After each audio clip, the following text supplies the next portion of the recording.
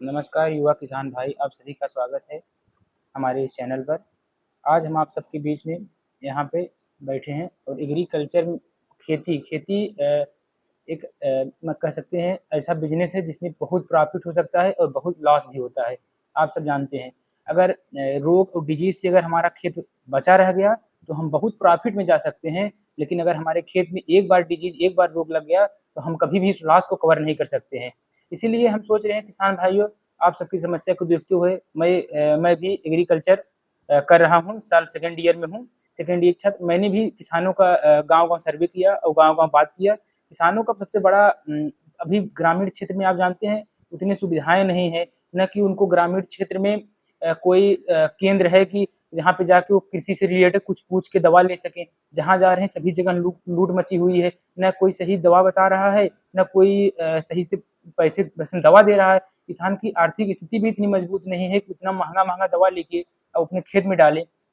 इन सब समस्याओं को देखते हुए किसान से हमने कई किसानों से बात किया, उनका कहना है कि हम लोग को कोई अगर ऐसा सॉल्यूशन मिल जाए कि बस रोग लगे, उसका फ़ोटो क्लिक करके हम सीधा अपलोड कर दें और उस चीज़ जो बीमारी हुआ है उसका कम कम पैसे में अच्छा इलाज मिल सके, इससे बेटर हमारे लिए क्या हो सकता है। इसलिए दोस्तों हमने सोचा कि हमको भी इस पर काम करना चाहिए और उसपे हमने कई लोगों से बात किया, तो हमको एक चीज़ दिमाग में आया है कि हम ऐसा करें कि एक एप्लीकेशन बनाएँ, जिसमें हम प्लांट या फिर किसी भी सब्जी, फसल, क्रॉप किसी में भी अगर रोग लगा हुआ है, उसका फ़ोटो खींचे और सीधा हमारे एप्लीकेशन पे अपलोड कर दें।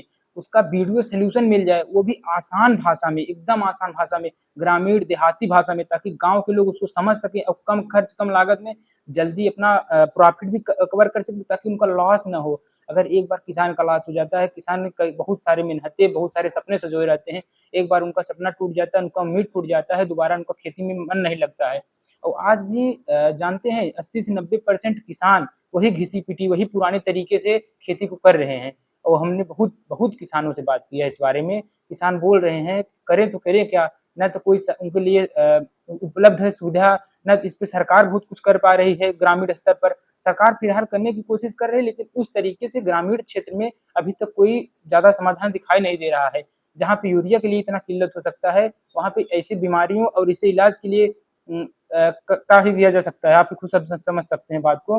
इन्हीं सब बातों को सोच रहा हूँ, अगर आप बताएँ अगर ये ऐसा हमारा सजेशन कैसा लग रहा है, इस पे हम काम करेंगे और अवश्य ही किसानों के लिए फ्री ऑफ कॉस्ट देहाती भाषा में एकदम आसान तरीके से कम प्राइस में उनको रोगों से बचाव के लिए और उनके फ़ायदे के लिए हम ज़रूर काम करेंगे।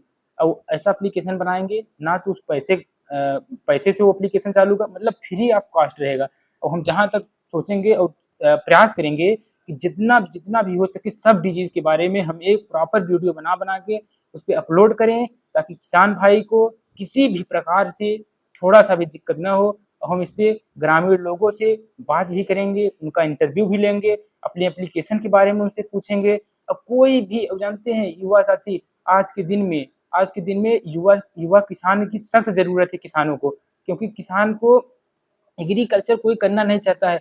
सब सोचते हैं कि एग्री मतलब खेती-बाड़ी कौन करे?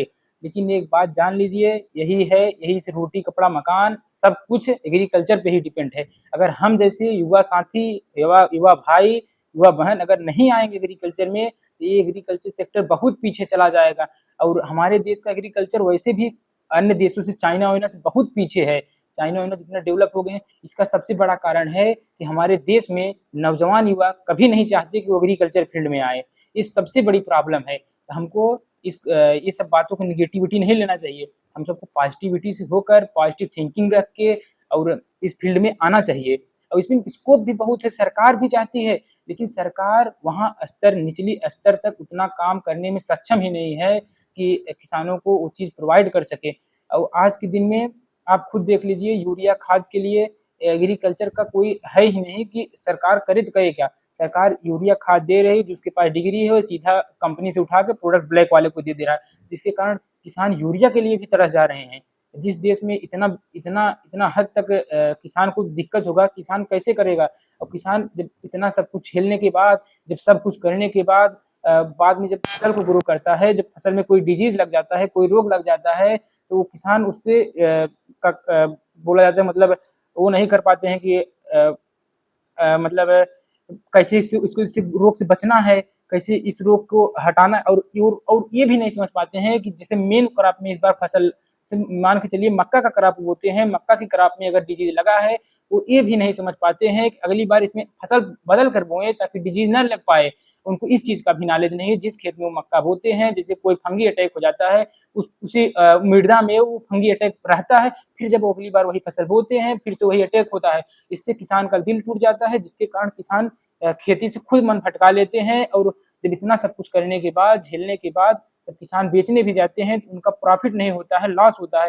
और जब एक बार किसान को लॉस हो जाता है ना, तो आप खुद उनके दुख और दर्द को नहीं समझ पाएंगे, जो दुख होता है ना। इसलिए हम आप सबसे विनती करते हैं कि हमारे ऐप को अधिक से अधिक आप लोग, आप हम कहते हैं आप लोग विजिट कीजिएगा। हम नहीं कह रहे हैं कि आप लोग आके, हम न तो पैसा का है, न तो किसी भी चीज़ के लिए ऐड आता है इस पे। हम बनाएंगे एप्लीकेशन, उस पे आइएगा, जरूर विजिट कीजिएगा। आप लोग का युवा किसान, युवा भाइयों का या बहनों का, फिर कोई भी युवा साथी की बहुत आवश्यकता है एग्रीकल्चर में। अब इस नहीं तो धीरे धीरे हमारा एग्रीकल्चर सेक्टर इतना पीछे हो जाएगा कि खाने के लिए आदमी तरस जाएंगे। जिस हिसाब से आप देख रहे हैं जापान में क्या हुआ। अभी 4-5 दिन पहले न्यूज आया है कि जापान में अपना फूड में कीड़े पाए गए, जिसके कारण जापान ने आम के फल को अपने देश में इंपोर्ट होने से बैन कर दिया है कि इंडिया का आम हमारे देश में नहीं आएगा।